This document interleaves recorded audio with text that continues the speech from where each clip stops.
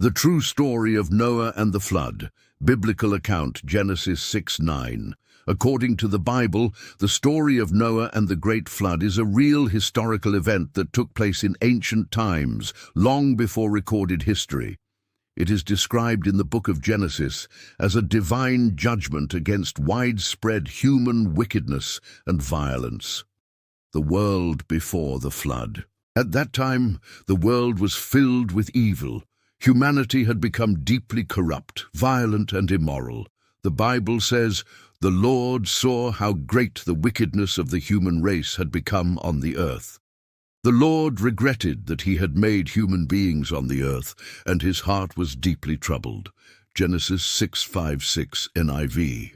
However, there was one man who was righteous. Noah, a man who walked faithfully with God. God's warning to Noah. God decided to destroy all life on earth with a massive flood, but chose to save Noah, his family, and representatives of every kind of animal. God commanded Noah to build an ark, a massive wooden ship, to preserve life during the coming catastrophe. The ark, God gave specific instructions. The ark was to be made of gopher wood, exact type unknown. It was to be 300 cubits long, about 135 meters or 450 feet. 50 cubits wide, 22.5 meters or 75 feet, and 30 cubits high, 13.5 meters or 45 feet. It would have 3 decks, a roof, and a door on the side. Noah obeyed God and built the ark over many years, possibly decades.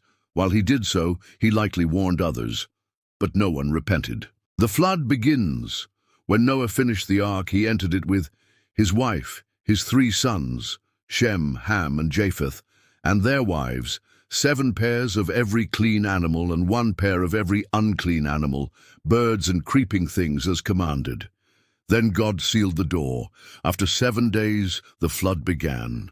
On that day, all the springs of the great deep burst forth, and the floodgates of the heavens were opened. Genesis 7:11. This suggests that the flood came not only from rain, but also from massive geological upheaval. Underground waters erupting, likely causing tsunamis, earthquakes, and a dramatic reshaping of the earth. It rained for 40 days and 40 nights continuously, flooding the entire earth. The waters rose above the mountains, and all life outside the ark perished. After the flood, the waters covered the earth for 150 days before they began to recede. Eventually, the ark came to rest on the mountains of Ararat in modern-day Turkey or surrounding regions. Noah sent out a raven, then a dove, to check if the land had dried. The dove returned with an olive leaf, showing that life was returning. After about a year in the ark, God told Noah it was safe to leave. Noah built an altar and offered sacrifices to God, who was pleased and promised, "Never again will I destroy all living creatures as I have done." Genesis 8:21. God then gave Noah and his descendants the command to be fruitful and multiply, spreading across the earth. The covenant God made a covenant with Noah, symbolized by the rainbow, as a sign that he would never again destroy the earth by a flood. Was it real? Many cultures have flood legends similar to Noah's story, from Mesopotamia, like the Epic of Gilgamesh, to indigenous peoples worldwide.